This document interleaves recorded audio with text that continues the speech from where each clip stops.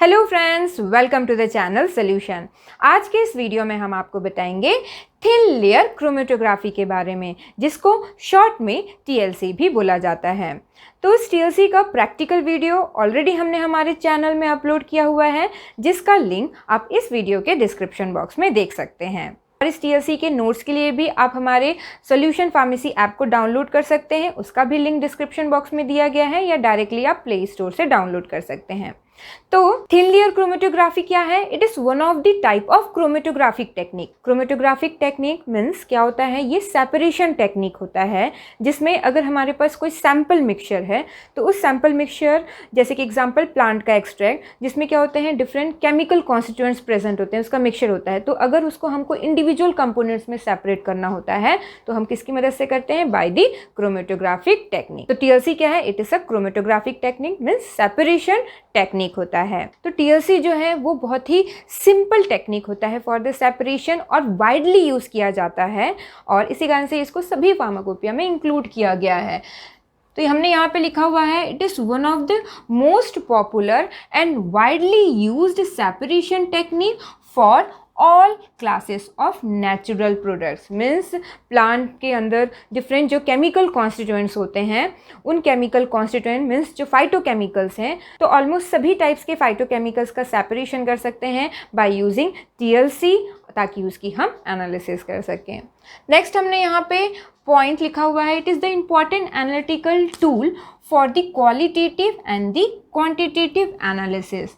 Means qualitative और quantitative analysis क्या होता है? क्वालिटेटिव एनालिसिस करना मतलब क्या होता है? अगर हमारे पास कोई सैम्पल मिक्सचर है, उसमें कोई स्पेसिफिक केमिकल कॉन्स्टिट्यूएंट्स को अगर हमको आइडेंटिफाई करना है, जैसे हमारे पास कोई प्लांट एक्सट्रैक्ट है तो उसमें कोई स्पेसिफिक फाइटोकेमिकल को हमको आइडेंटिफाई करना है, पता लगाना है कि वो प्रेजेंट है कि नहीं है, तो उसी को क्या कहा जाता है? उसी को क्वालिटेटिव एनालिसिस कहा जाता है। जैसे कि हमको प्लांट एक्सट्रैक्ट है, उसमें पता लगाना है कि स्पेसिफिक कोई अल्कोलॉइड है कि नहीं है, तो अल्कोलॉइड को हम आइडेंटिफाई करते हैं उसमें कि है कि नहीं है, तो वो क्वालिटेटिव एनालिसिस कहा जाता है।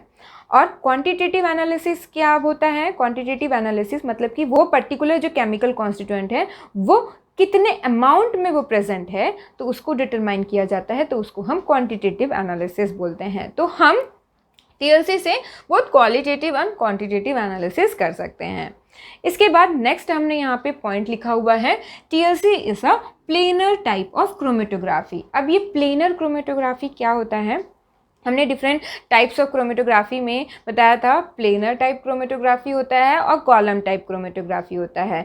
तो प्लेनर में क्या होता है? प्लेनर टाइप क्रोमेटोग्राफी में जो सेपरेशन होता है वो कहाँ पे होता है? वो प्लेन सरफेस पे होता है, surface of the stationary phase. तो उसी को हम क्या बोलते हैं? प्लेन सरफेस पे सेपरेशन हो रहा है, तो वो प्लेनर क्रोमेटोग्राफी कहलाता है। और जब हम कॉलम पे सेपरेशन करते हैं, कॉलम में जो स्टेशनरी फेस को फिल कर दिया जाता है और फिर उसमें जो है सेपरेशन होता है, तो वो कॉलम क्रोमेटोग्राफी कहा जाता है। तो TLC is a type of planar chromatography. अब यहाँ पे थिन लेयर क्रोमेटोग्राफी क्यों बोला जाता है इसको? क्योंकि हम जो सॉर्बेंट यूज़ कर रहे हैं, मीन्स जो स्टेशनरी फेस यूज़ कर रहे हैं, उसका थिन यूनिफॉर्म लेयर कोट किया जाता है।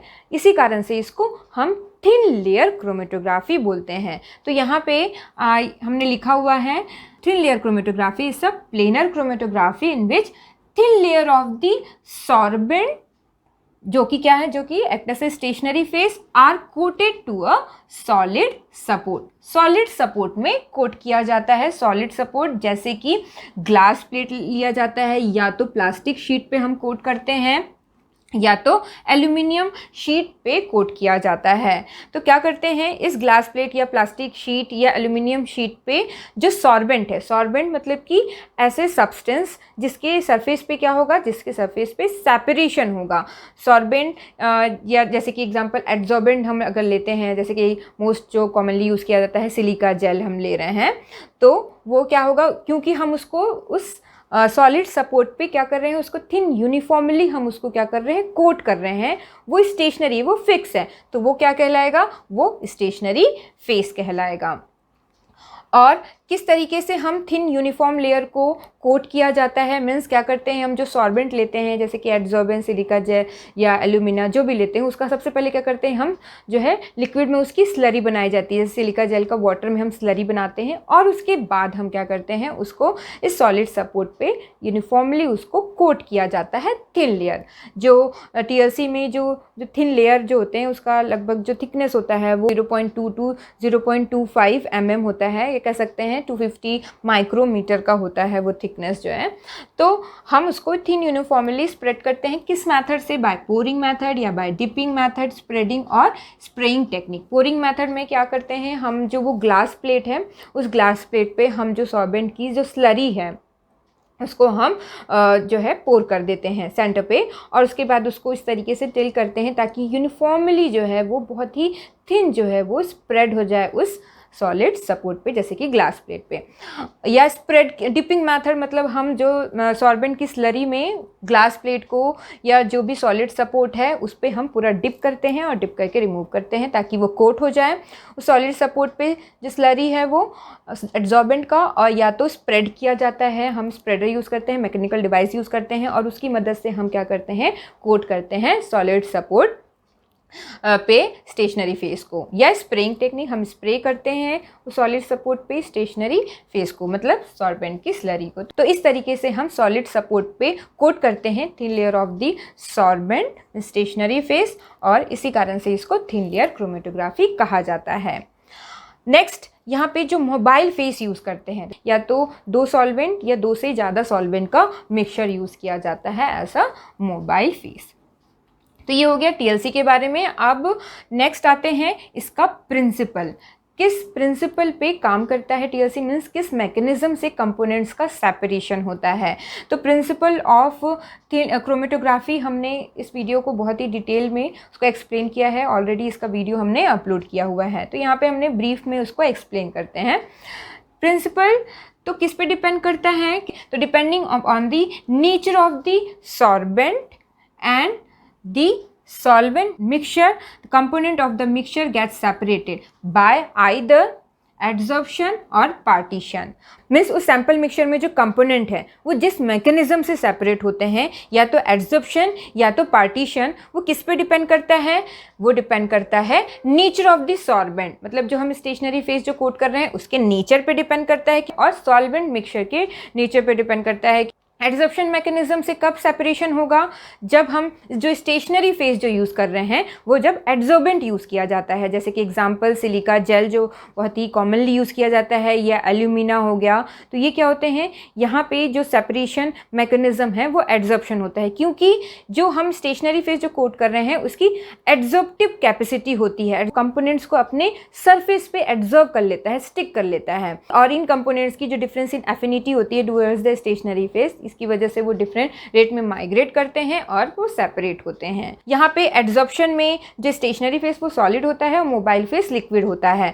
और जब पार्टीशन मैकेनिज्म से कब सेपरेशन होगा, जब 2 इमिसिबल फेस, मीन्स पार्टीशन में जो स्टेशनरी फेस भी लिक्विड होता है और मोबाइल फेस भी लिक्विड होता है, तो इन्हीं 2 इमिसिबल लिक्विड के बीच में जब कंपोनेंट्स की पार्टीशनिंग होती है according to their solubility, mean उन कंपोनेंट्स की डिफरेंट सॉल्युबिलिटी होती है towards the stationary phase and towards the mobile face.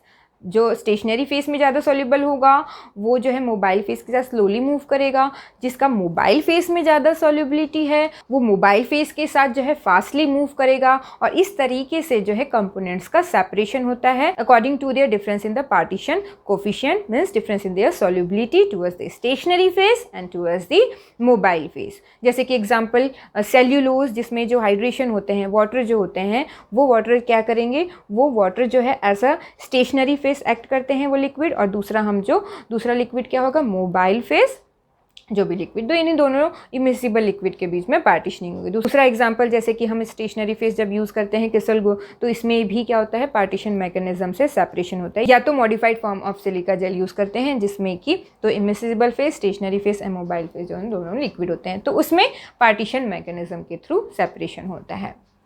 तो ये हो गया प्रिंसिपल।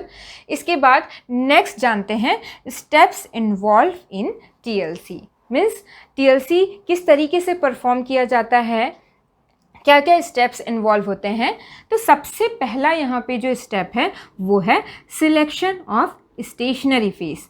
मतलब सबसे पहले हम स्टेशनरी फेस सिलेक्ट करते हैं। किसके अकॉर्डिंग सिलेक्ट करेंगे? According to the nature of the component, means ऐसे केमिकल कॉन्स्टिट्यूएंट जिसकी हमको एनालिसिस करनी है, तो उस केमिकल के नेचर के अकॉर्डिंग कि वो पोलर नेचर का है या नॉन पोलर नेचर का है, तो उसके नेचर के अकॉर्डिंग हम स्टेशनरी फेस सिलेक्ट करते हैं। जैसे कि अगर पोलर कंपोनेंट्स हैं तो पोलर, नॉन पोलर कंपोनेंट्स है तो नॉन पोलर। जैसे कि एग्जाम्पल हम यहाँ पे जो एड्सॉर्बेंट का है वह है सिलिका जेल जी, जो कि कॉमनली यूज़ किया जाता है, और एल्यूमिना। तो यहाँ पे जो सिलिका जेल है ये पोलर नेचर का होता है, और यहाँ पे सिलिका जेल जी, जी का मतलब क्या हुआ यहाँ पे? जी मतलब जिप्सम, मतलब कैल्शियम सल्फेट। इसको ऐसा बाइंडर जो है इसमें ऐड किया जाता है सिलिका जेल में, ताकि जब हम इस सिलिका जेल की स्लरी बना के जब हम इसको एक सॉलिड सपोर्ट पे, जैसे कि ग्लास प्लेट पे जब कोट करें, तो अच्छे से वो सॉलिड सपोर्ट पे बाइंड हो जाए, इसी कारण से ऐड किया जाता है। तो सिलिका जेल जी यूज़ किया जाता है, या एल्यूमिना या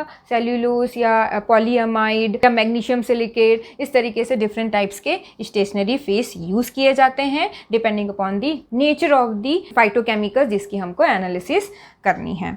इसके बाद नेक्स्ट आते हैं selection of the mobile face. तो मोबाइल फेस किस तरीके से सिलेक्ट किया जाता है? तो मोबाइल फेस या तो 2 सॉल्वेंट्स होते हैं या 2 से ज़्यादा सॉल्वेंट का मिक्सचर होता है। तो जैसा कि हमने आपको बताया था कि स्टेशनरी फेस और जो मोबाइल फेस जो यूज़ करते हैं, ये दोनों फेस क्या होते हैं? ये दोनों अपोजिट नेचर के होते हैं। जैसे कि एग्जाम्पल, अगर स्टेशनरी फेस हम पोलर ले रहे हैं तो मोबाइल फेस जो है नॉन पोलर होगा या मीडियम पोलर होगा, या तो इस तरीके से यूज़ किया जाता है। तो मोबाइल फेस हम किस तरीके से सिलेक्ट करें? According to the nature of the stationary phase. Stationary phase का क्या नेचर है उसके अकॉर्डिंग हम अपोजिट नेचर का मोबाइल फेस यूज करते हैं, और according to the nature of the component, जो केमिकल कॉन्स्टिट्यूएंट जिसकी हमको सेपरेशन करना है, जिसकी एनालिसिस करनी है।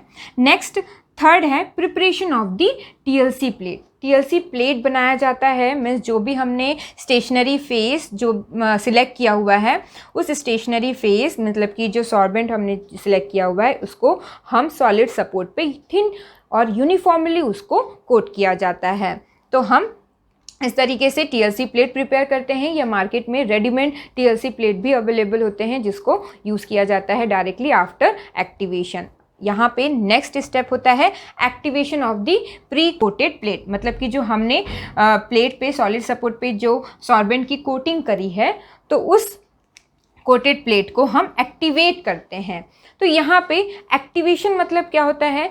तो सिलिका जेल का पाउडर हम लेते हैं, उसको वाटर में मिक्स करते हैं, उसकी स्लरी बनाई जाती है, और उसको हम, जैसे एग्जांपल ग्लास प्लेट हमने लिया और उसको हमने जैसे पोरिंग मेथड से हम कर रहे हैं, तो उसको सेंटर पे हमने उस स्लरी को पोर कर दिया, उसको इस तरीके से हमने टिल किया ताकि यूनिफॉर्मली वो कोट हो जाए, थिन लेयर उसका कोट हो जाए।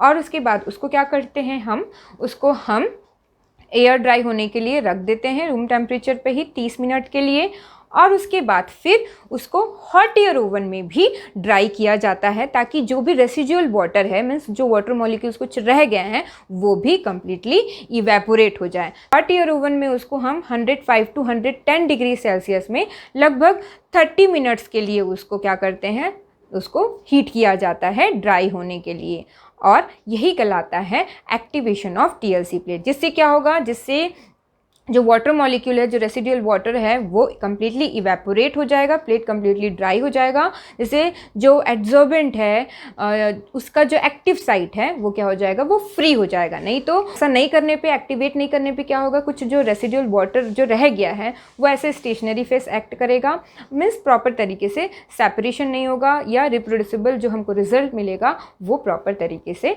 नहीं आएगा। इसी कारण हमको टीएलसी प्लेट को एक्टिवेट करना होता है before the analysis, before the separation. और एक स्टेप होता है वो है चैम्बर सैचुरेशन, जिसको प्री कंडीशनिंग बोलते हैं। चैम्बर सैचुरेशन क्या होता है, हम क्या करते हैं, हम टीएलसी चैम्बर लेते हैं, या इसको डेवलपिंग चैम्बर बोला जाता है, जिसमें हम इस टीएलसी प्लेट में को डेवलप करते हैं, या कह सकते हैं क्रोमेटोग्राम डेवलप किया जाता है, तो उसको हम डेवलपिंग चैम्बर बोलते हैं। तो उस डेवलपिंग चैम्बर में हम स्पेसिफिक अमाउंट के जो मोबाइल फेस हमने जो प्रिपेयर किया हुआ है उसको ट्रांसफ़र किया जाता है, और उसके बाद हम उस टीएलसी चैम्बर के डेवलपिंग चैम्बर को लीड को जो है अच्छे से उसको लगा दिया जाता है, उस चैम्बर को एयर टाइट बनाया जाता है। अब क्या करते हैं, उसको 30 मिनट्स के लिए उसको रख दिया जाता है। 30 मिनट्स के लिए रखेंगे तो इस टाइम पे क्या होगा, जो उस सॉल्वेंट के वेपर से वो चैम्बर जो है कम्प्लीटली सैचुरेट हो जाएगा। हम एक चीज़ और क्या करते हैं, हम उस चैम्बर के अंदर पहले से ही जो फ़िल्टर पेपर की छोटी सी शीट काट के हम एक साइड में उसको लगा देते हैं और उसको ढक दिया जाता है अच्छे से 30 मिनट के लिए। अब क्या होगा, सॉल्वेंट जो है उस फ़िल्टर पेपर पे मूव करेगा और क्या होगा, जब हम डेवलप करेंगे उस टीएलसी प्लेट को, फ़िल्टर पेपर में भी जो सॉल्वेंट है वो भी क्या होगा, वो उसका भी वेपर जो इवेपोरेट होगा। तो क्या होगा, पूरे डेवलपमेंट के टाइम पे वो चैम्बर जो है वो यूनिफॉर्मली जो है वो सैचुरेटेड रहेगा during the whole process of the developing of the TLC plate.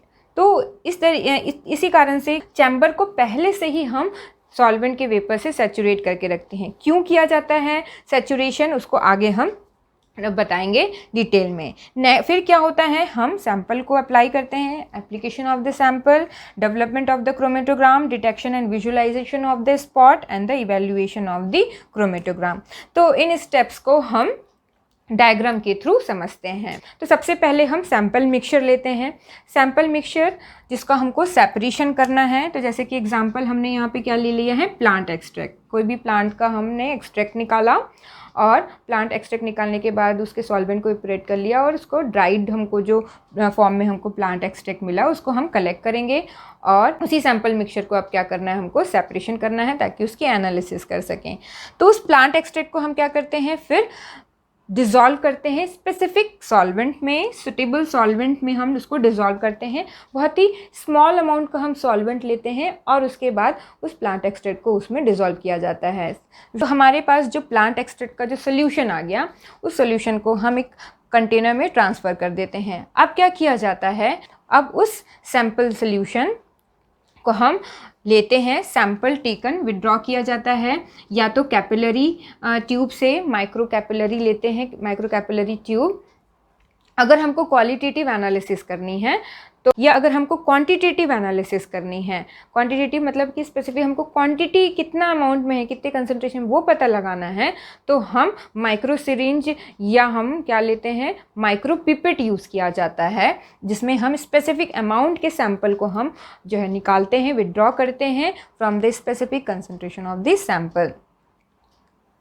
इसके बाद क्या करते हैं हम, तो क्या होगा, जब हम कैपिलरी ट्यूब को जब हम डिप करते हैं तो क्या होगा, सैंपल जो है कैपिलरी एक्शन के थ्रू इस कैपिलरी ट्यूब में आ जाएगा। आप यहाँ देख सकते हैं इस तरीके से कैपिलरी ट्यूब में आ गया। अब क्या करेंगे हम, अब इस सैंपल सॉल्यूशन जो हमने लिया है उसको अप्लाई किया जाता है टीएलसी प्लेट पे, applied as a spot on the TLC plate. कौन सा टीएलसी प्लेट, जिस टीएलसी प्लेट को हमने एक्टिवेट किया है in the hot air oven for the 30 minute at 105 to 110 degree Celsius में। मीन्स एक्टिवेटेड टीएलसी प्लेट ही यूज़ किया जाता है।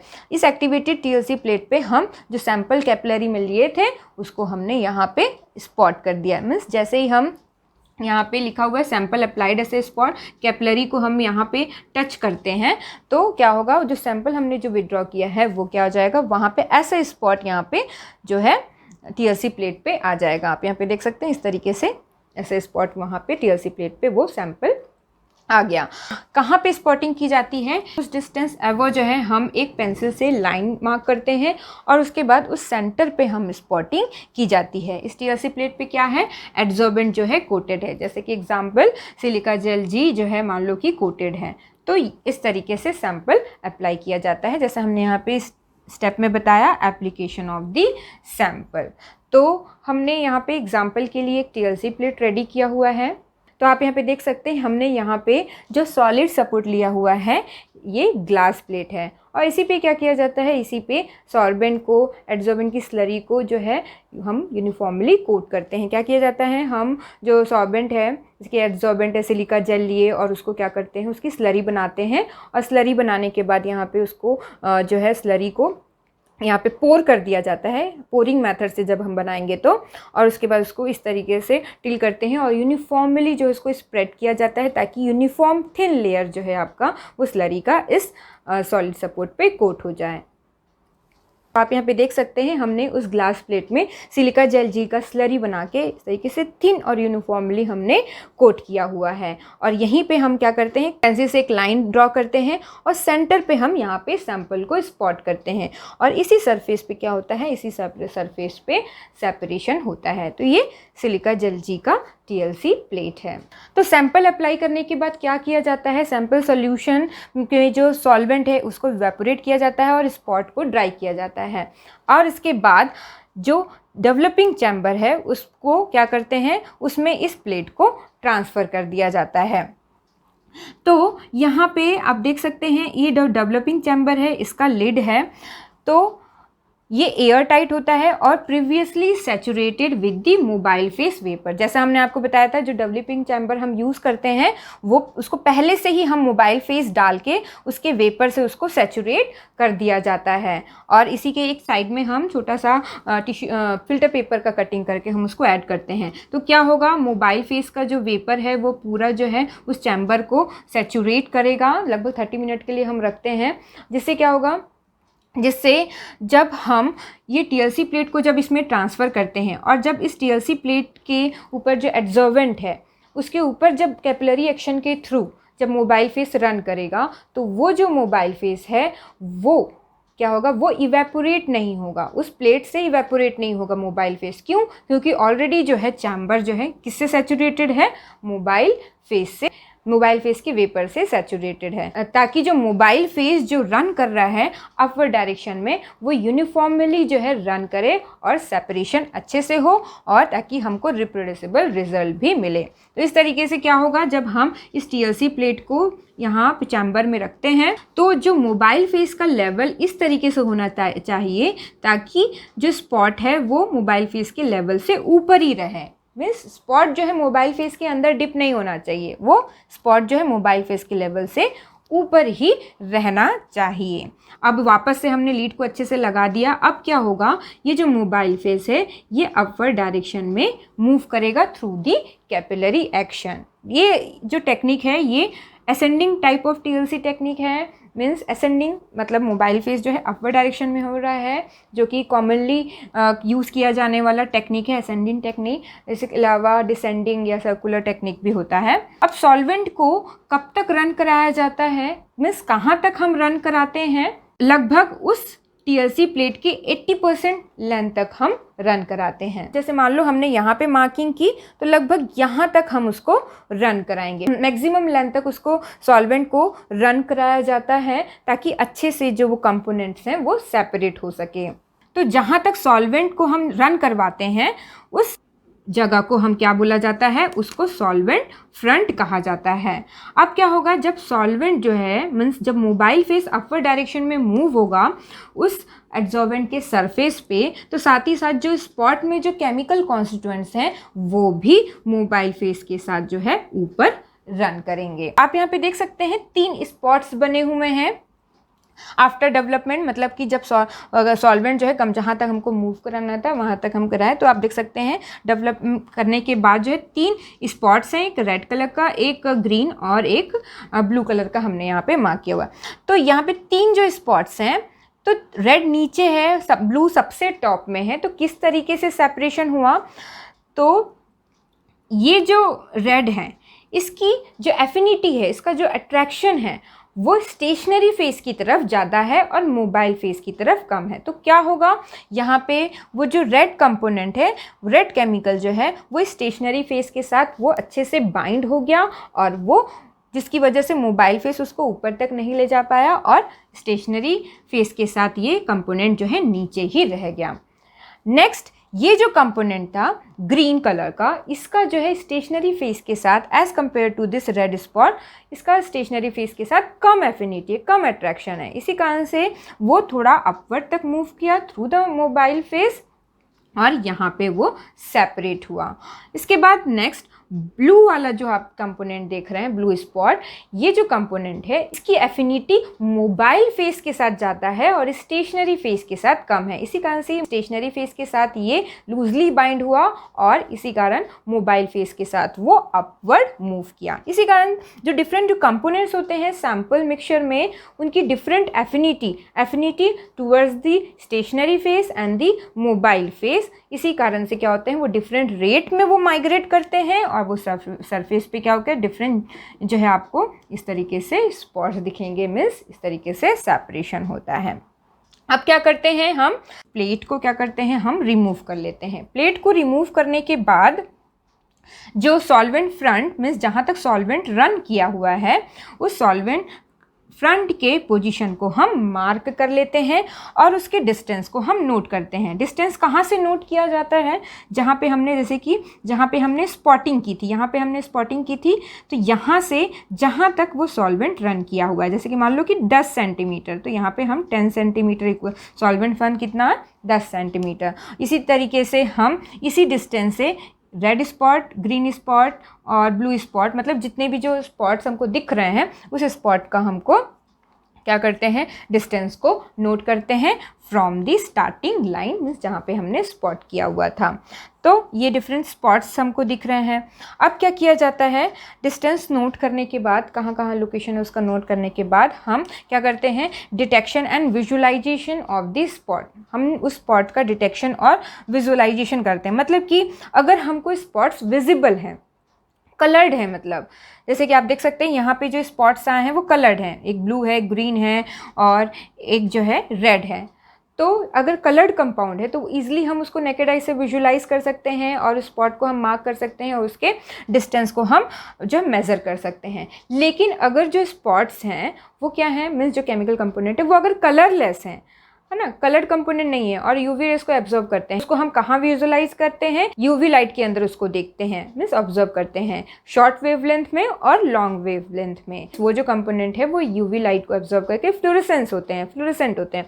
तो कुछ आपको फ्लोरेसेंट कलर दिखेंगे यूवी लाइट के अंदर। शॉर्ट वेवलेंथ में 254 नैनोमीटर, लॉन्ग वेवलेंथ में 366 नैनोमीटर में उसको ऑब्जर्व किया जाता है। तो फ्लोरेसेंट कलर दिखेगा अंडर द यूवी लाइट। या तो हम स्पेसिफिक स्प्रेइंग रिएजेंट स्प्रे करके, या विजुअलाइजिंग रिएजेंट बोलेंगे, या स्प्रेइंग रिएजेंट स्प्रे करके जो कलरलेस स्पॉट है उसको हम विजुअलाइज करते हैं। जैसे कि मान लो अगर कोई कंपोनेंट है कलरलेस है, जैसे कि मान लो हमारे प्लांट एक्सट्रैक्ट में अल्कोलॉइड है, उसको हमको आइडेंटिफाई करना है, एनालिसिस करनी है, तो वो जो कंपोनेंट है कौन से कहाँ पे किस लोकेशन पे जो स्पॉट है वो अल्कोलॉइड का है, तो हम क्या करेंगे स्पेसिफिक रिएजेंट स्प्रे करेंगे उस टीएलसी प्लेट पे। जैसे कि एग्जांपल ड्रैगन ड्रॉप रिएजेंट वो स्पेसिफिक होता है अल्कोलॉइड के लिए। तो जहाँ पे भी अल्कोलॉइड का स्पॉट होगा वहाँ पे क्या होगा स्पेसिफिक कलर ऑब्जर्व होगा जब हम ड्रैगन ड्रॉप रिएजेंट स्प्रे करेंगे। इस तरीके से मान लो उस टीएलसी प्लेट में कहाँ पे स्टेरॉइड है, स्टेरॉइड का स्पॉट है, कलरलेस है, तो हमको तो दिखेगा नहीं, तो हम क्या करेंगे हम लिबरमैन बर्चर्ड रिएजेंट जो कि स्पेसिफिक है फॉर द स्टेरॉइड के आइडेंटिफिकेशन के लिए, तो हम स्प्रे करेंगे। तो जहाँ पे भी स्टेरॉइड का स्पॉट होगा वो क्या होगा वो विजुअलाइज हो जाएगा, वो स्पॉट जो है कलर हो जाएगा। तो हम इजिली उसको विजुअलाइज करके फिर उसके डिस्टेंस को हम मेजर कर सकते हैं, उसको एनालिसिस कर सकते हैं। नेक्स्ट आते हैं evaluation of the chromatogram, means वो जो क्रोमेटोग्राम डेवलप हुआ है उसको इवेल्युएट किया जाता है क्वालिटेटिवली एंड क्वांटिटेटिवली। क्वालिटेटिवली कैसे इवेल्युएट करते हैं, हम जो भी डिस्टेंस नोट किए हुए हैं उससे हम आरएफ वैल्यू निकालते हैं। आरएफ वैल्यू क्या होता है रिटार्डेशन फैक्टर। तो इसको और डिटेल में किस तरीके से क्वालिटेटिव एनालिसिस की जाती है और क्वांटिटेटिव एनालिसिस की जाती है उसको टीएलसी के सेकेंड पार्ट में हम आपको बताएंगे। तो आरएफ वैल्यू जो भी आया हमारे कंपोनेंट का उसको स्टैंडर्ड से कंपेयर किया जाता है और क्या करते हैं अगर स्टैंडर्ड का आरएफ वैल्यू और हमारे कंपोनेंट का आरएफ वैल्यू इक्वल है या ऑलमोस्ट इक्वल है तो हमारा जो कंपोनेंट है वो सेम है एज द स्टैंडर्ड। तो इस तरीके से हम आइडेंटिफाई करते हैं qualitatively by comparing with the RF value of the standard, या क्वांटिटेटिवली करते हैं उस स्पॉट के एरिया और इंटेंसिटी को स्टैंडर्ड के से कंपेयर किया जाता है और क्या करते हैं उसके कंसंट्रेशन को हम डिटरमाइन करते हैं या तो डेंसिटोमीटर से किया जाता है। तो इसको हम और डिटेल में इसके सेकेंड पार्ट में बताएंगे। तो ये हो गया थिन लेयर क्रोमेटोग्राफी के बारे में। तो थिन लेयर क्रोमेटोग्राफी के सेकंड पार्ट में हम थिन लेयर क्रोमेटोग्राफी के एडवांटेजेस को भी बताएंगे, एडवांटेजेस के साथ इसका एप्लीकेशन, और जो हमने आपको बताया इवैल्यूएशन किस तरीके से किया जाता है क्रोमेटोग्राम का, क्वालिटेटिव क्वांटिटेटिव, उसको भी हम डिटेल में बताएंगे। Thank you very much for watching this video.